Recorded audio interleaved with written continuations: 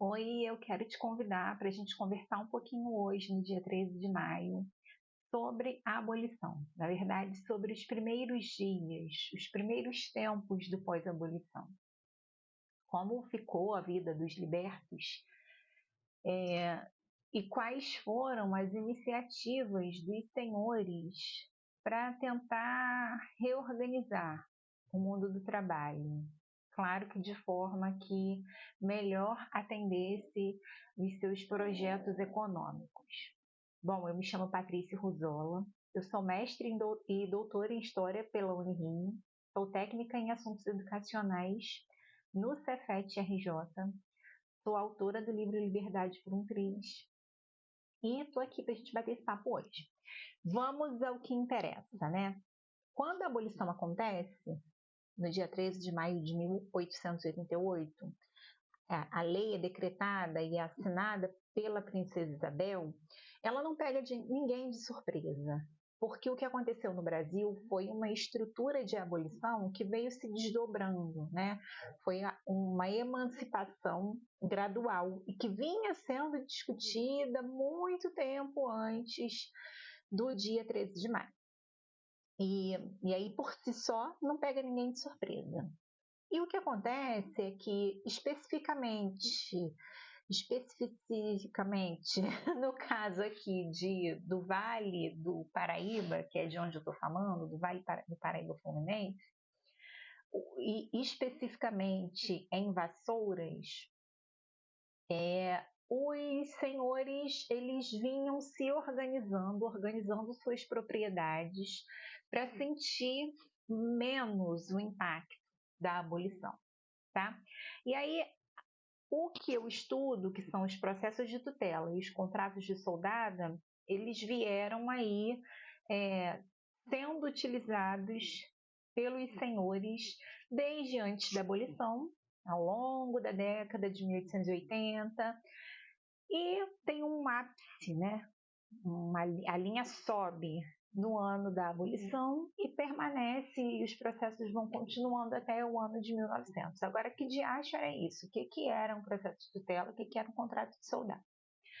Eram instrumentos legais que estavam previstos nas ordenações filipinas, que já estavam em desuso lá em Portugal, mas continuavam em uso aqui no Brasil. Era o regimento, né, jurídico que ordenava as relações aqui no Império Brasileiro, e não havia um Código Civil, e muito em razão por conta da própria escravidão. Como é que você coloca esse indivíduo, né, o escravo, dentro de um Código Civil, né? Como que ficaria ali? Existia esse impasse, e a situação foi se arrastando e não havia, então, o que havia era as ordenações filipinas para ordenar as relações sociais no Brasil.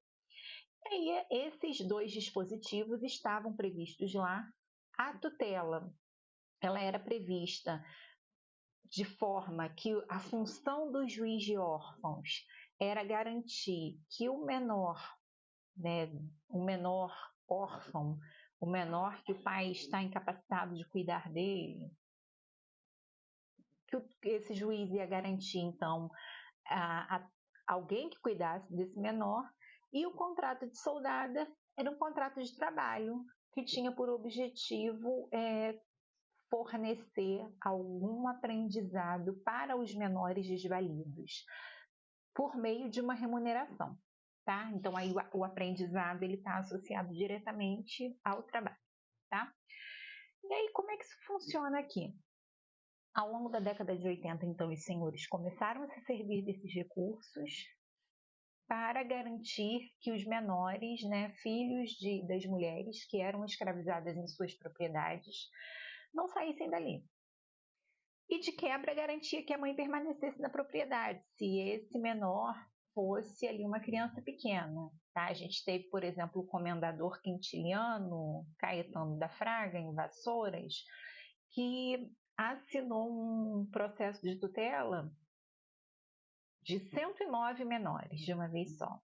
E nesse conjuntão aí, nesse grande lote de meninos e meninas, havia 2 bebês, um bebê de 6 meses e um bebê de 4 meses de idade.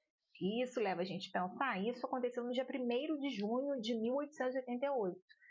Dias, né? A abolição não tinha feito nem um mês. E isso faz a gente pensar em duas coisas. A primeira coisa é que, assim, para mim fica muito evidente que esse camarada queria garantir que a mãe desses bebês permanecesse na sua propriedade. Concorda comigo? Né? Que é um bebê, ele vai assumir o cuidado de um bebê. É uma ação, uma iniciativa humanitária, assumir a tutela, assumir uma espécie de guarda por 109 crianças de uma vez só, crianças e jovens. Desconfio. E a outra questão, ele estava também pensando no futuro da sua própria propriedade, né? Porque o argumento dele, para justificar o seu pedido, é que muitas daquelas crianças, aquelas crianças e aqueles jovens, na verdade, eles tinham nascido e tinham sido criados ali. É como se ele não conseguisse vislumbrar outra possibilidade de futuro para eles. Consegue entender a dinâmica? Então, ele é muito lógico, né, na cabecinha, nesse pensamento aí desse proprietário, que esses menores continuassem na propriedade dele para garantir a mão de obra futura ali da sua produção. E aqui eu não estou falando só de café, porque as propriedades do Quintiliano, elas eram muito diversificadas. Ele tinha gado, tinha ovelha, tinha plantação de feijão, era uma coisa bastante diversificada. O café, claro que é o carro-chefe, mas a gente sabe que nesse momento aí o café já está entrando em declínio para as bandas de cá, do Vale do Paraíba. De toda forma, ele quer, né, ele tem a propriedade dele e ele quer garantir braços para isso. Agora, lembra que eu te falei que ninguém foi pego de surpresa, tá? Em 1884, o jornal que circulava em Vassouras, se chamava O Vassourense, ele publica uma editorial. E nesse editorial, ele está ali falando, né, que a falta de braços nas propriedades é um grandíssimo problema. E como é que eles vão enfrentar aquele problema? Tatati, tatatá, né? Lá pelas tantas, quem assina o editorial diz que as ordenações filipinas ainda não foram revogadas. E com isso, os dispositivos da tutela e de contrato, né, do contrato de soldado ainda valiam. Então, por que não se servir desses dispositivos para tutelar, então, os menores, garantindo, então, amenizar os impactos da abolição que estaria para acontecer a qualquer momento, tutelando e contratando os serviços desses menores, tá? É isso, né? O cenário que a gente tem de pós-abolição é esse. E aí serve para a gente pensar que a questão da infância e do trabalho a infância desvalida, né? Era um limite, assim, não havia limite, né? Era uma coisa bem fluida. Não é novidade que essas crianças estivessem inseridas no mundo do trabalho. A novidade com o contrato de soldado é que esse trabalho passa a ser regulamentado pelo Estado e esse menor tem direito, então, a uma remuneração que deveria ser depositada mensalmente na Caixa Econômica Federal, mas que só poderia ser resgatada quando esse menor atingisse a maioridade, que lá no caso era os 21 anos de idade. Agora aqui entra outra questão. A gente não tem um aparato do Estado de fiscalização disso, para saber se esse valor realmente era depositado mensalmente, e a gente também não tem notícias do resgate desse valor, né? Os menores realmente voltaram lá para resgatar? Não tem notícia nos jornais, de repente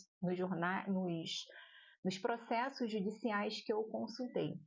De repente está registrado em outro lugar. Se você souber, me conta aqui nos comentários. Certo? É isso, eu vou me despedindo por aqui. Tem casos e casos a respeito, né? O Quintiliano não foi o único que pediu um lote de crianças para continuar na sua propriedade. A gente teve o Visconde de Arcozelo, que era o Joaquim, esqueci o sobrenome dele agora, o Visconde de Arcozelo, depois eu posso até colocar aqui embaixo o nome dele todo. E ele vai também no dia 1º de junho e solicita ali a tutela de 147 menores de uma tacada só. se servindo de um único processo. E é muito curioso a gente pensar que o Quintiliano e o Visconde, eles eram cunhados, eles eram parentes, eram casadas irmãs, né? E aí a gente tem esse grande número de menores, faz as contas aí, 109 mais 147, sob a tutela de um único núcleo familiar, tá? No pós-abolição, justamente no dia 1º de junho de 1888, ou injustamente. E aí, para a gente fechar essa conversa, toda hora fecha, né? Isso tudo legalmente, né? Dentro do juízo de órfãos, certo? Houve então um aparato judicial, se formou uma jurisprudência que favoreceu essa classe dominante, que favoreceu essa classe de senhores, em detrimento então da liberdade efetiva desses menores e das mães desses menores. Tá bem? Um abraço e até a próxima. Sabe lá quando Deus, sabe-se Deus quando vem a próxima.